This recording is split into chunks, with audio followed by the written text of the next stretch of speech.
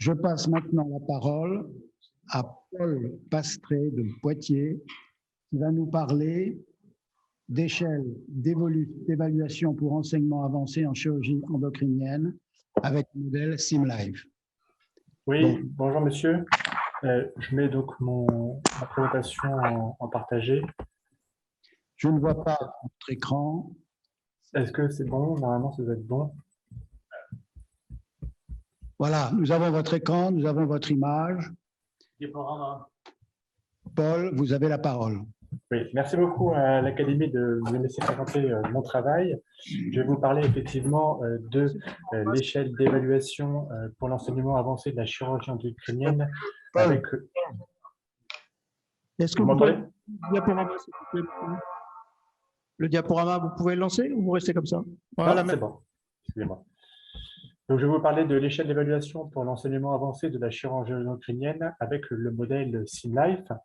En introduction, la chirurgie endocrinienne, c'est l'ensemble des interventions et des techniques pour traiter les pathologies liées aux glandes endocrines. Les organes concernés sont très variés et donc impliquent plusieurs spécialités chirurgicales. Nous nous sommes intéressés à la réalisation de deux entités chirurgicales que sont la thyroïdectomie et la surrénalectomie. La thyroïdectomie est un geste relativement fréquent, 46 000 procédures par an en France, qui est la plupart du temps aisément praticable par des jeunes chirurgiens, sous réserve de faire attention à la lésion du nerf récurrent et les lésions des glandes parathyroïdiennes qui sont responsables d'hypocalcémie, qu'elles soient transitoires et heureusement plus rarement définitives. La thyroïdectomie nécessite parfois un complément chirurgical que sont le curage central et le curage jugulo-carotidien de la thyroïde. Ce geste est plus rarement réalisé et est responsable d'une appréhension par les jeunes chirurgiens du fait des surrisques encourus sur les vaisseaux et les nerfs du cou. C'est une procédure qui est plus rarement maîtrisée en fin de formation des jeunes chirurgiens ou même en post-internat. La surrénalectomie est un geste beaucoup plus rare, 1680 procédures par an en France en 2017, grévé d'une morbidité variable selon la littérature, mais qui peut aller jusqu'à 30% en post-opératoire. C'est un geste qui est rarement maîtrisé en fin d'internat du fait de la rareté de la procédure et des surrisques encourus. Voilà pour le résumé de la chirurgie endocrinienne. Mais de façon générale, la question de la formation des chirurgiens en France s'est donc posée et elle repose encore très largement sur le compagnonnage au bloc opératoire. Depuis une vingtaine d'années, il apparaît des nouvelles méthodes de pédagogique, notamment la simulation. La HAS a édicté un code de bonne pratique en matière de simulation en santé en 2012 et rappelle l'intérêt d'une évaluation de l'apprenant lors de ces séances de simulation. Alors, le laboratoire d'anatomie de la ville de Poitiers, de la faculté de Poitiers, a développé depuis maintenant plusieurs années déjà un dispositif technique qu'elle a appelé le SimLife, qui est une technique de revascularisation et de ventilation de corps humains donnés à la science, afin de proposer des séances de procédures chirurgicales le plus réalistes possible. Cette technologie a montré son utilité dans la formation des jeunes chirurgiens dans plusieurs domaines chirurgicaux, la chirurgie bariatrique, la chirurgie urologique, la formation au prélèvement multiple d'organes. Et plus récemment, on s'est posé la question en chirurgie endocrinienne. Alors, nous avons réalisé une première séance de formation avec des assistants et des chefs de clinique cet été en juin 2021, et ça sur plusieurs procédures chirurgicales de chirurgie endocrinienne, c'est-à-dire la surrénalectomie par célioscopie et par laparotomie, et les thyroïdectomies et leur curage. Ces séances ont montré la possibilité de réaliser des séances de formation pour les jeunes chirurgiens sur ce modèle de SimLife. Ces séances, pour qu'elles soient le plus bénéfiques possible, il faut qu'elles soient encadrées par un nombre suffisant de chirurgiens qualifiés. mais aussi, comme le rappelait la HAS dans son guide de bonnes pratiques de simulation, que ces séances terminent par une évaluation finale de l'élève. En effet, le SimLife a vocation à s'étendre soit dans le nombre de disciplines impliquées, mais aussi dans le nombre de sites d'utilisation de cette technologie. Et afin de standardiser ces séances pour qu'elles deviennent le plus reproductibles possible, il fallait créer tout un corpus pédagogique qui allait de pair avec ces séances de simulation. Pour cela, nous avons voulu créer 7 échelles d'évaluation pour les 7 procédures chirurgicales suivantes: la thyroïdectomie par abord cervical, le curage central et le curage jugulo-carotidien du cou, les surrénalectomies droite et gauche, qu'elles soient par abord par laparotomie ou par célioscopie transpéritonéale. Ces échelles d'évaluation ont pour but d'être utilisées lors de séances ultérieures de dissection afin de garder un cadre de progression de la chirurgie au fur et à mesure de la dissection, mais aussi d'apporter une évaluation objective de la qualité de la dissection et mesurer la progression dans la maîtrise du geste par le jeune élève lors de séances ultérieures. J'ai réalisé pour cela une étude prospective entre mars et octobre 2021 et nous avons réalisé plusieurs échelles à l'aide de plusieurs référentiels de chirurgie. Chaque procédure chirurgicale était subdivisée en grands axes, elle-même divisée en items. Chaque item reflétait une action chirurgicale, un geste d'exposition, une identification anatomique. Nous y avons ajouté aussi des malus afin de refléter les erreurs à ne pas commettre.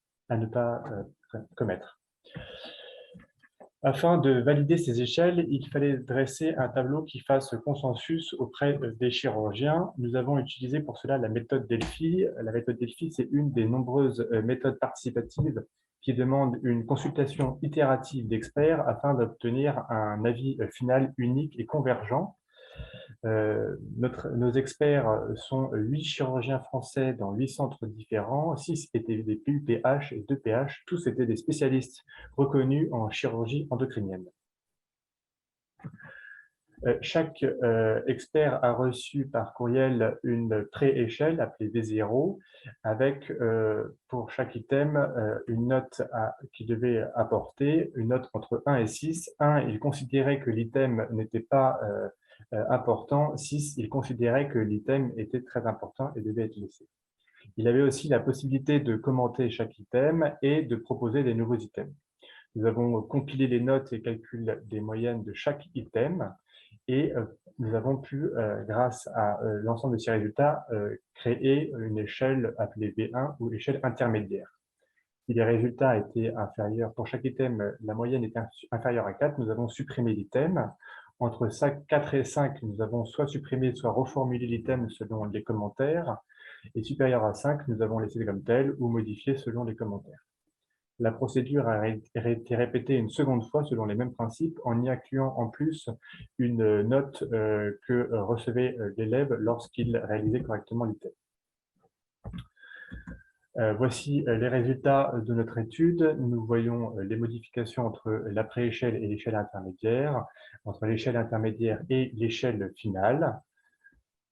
Quelques exemples de suppression des items. Lors de la surrénalectomie droite, nous avons supprimé la mise sur l'acte de la veine cave et de la veine rénale, qui était considérée par l'ensemble des experts comme un geste inutilement dangereux. Lors du curage central du cou, nous avons modifié notre item selon les recommandations de nos experts par un évidement ganglionnaire qui allait jusqu'au médiastin supérieur et qui ne devait pas se limiter au bord supérieur des clavicules. Voici aussi un exemple d'ajout d'item, la section du subsentacalum lineis ou du ligament phrénico-colique lors de l'abaissement colique gauche qui permettait d'accéder à la surrénale gauche. Donc ça, c'est quelques exemples de modification des items lors de notre procédure chirurgicale. Voici une procédure chirurgicale complète après les 2 tours d'item. Nous voyons que chaque item rapporte un nombre de points à l'élève lorsqu'il réalise correctement, et puis certains items sont au contraire des malus et qui rapportent des points négatifs si des erreurs sont commises.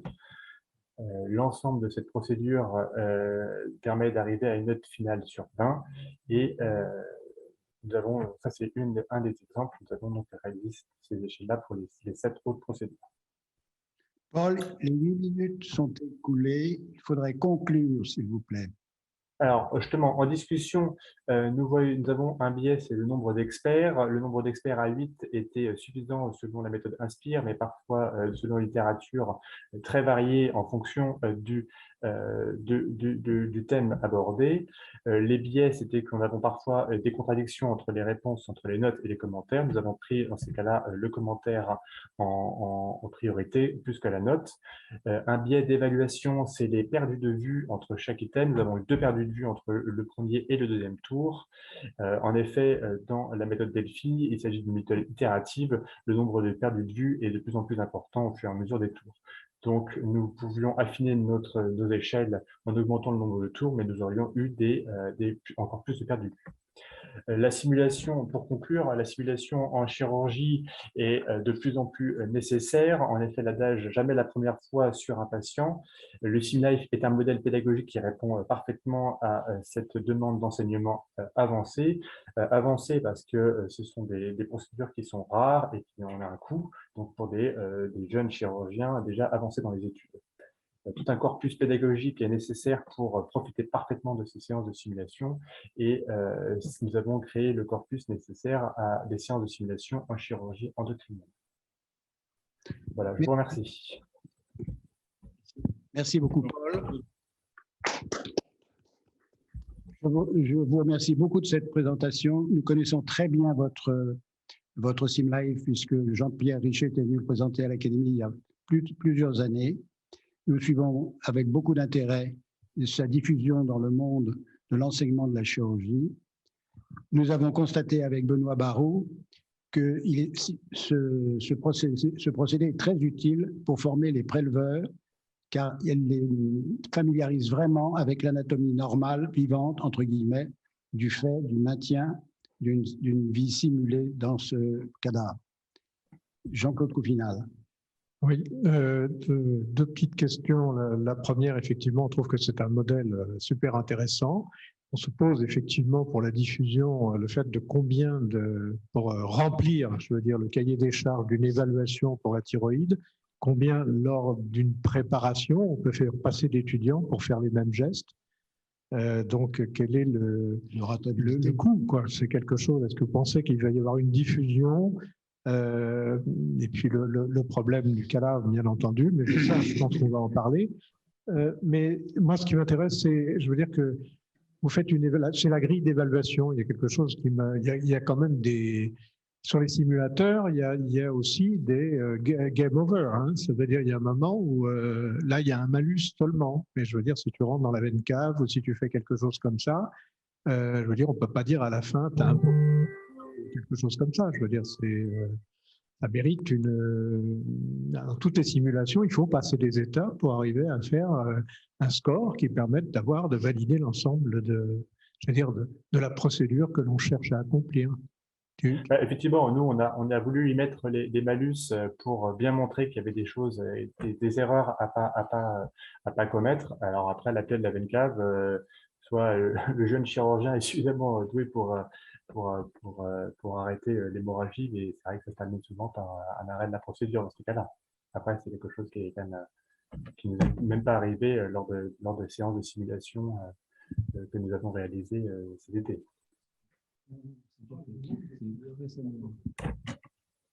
Dominique, tu n'as rien ajouté?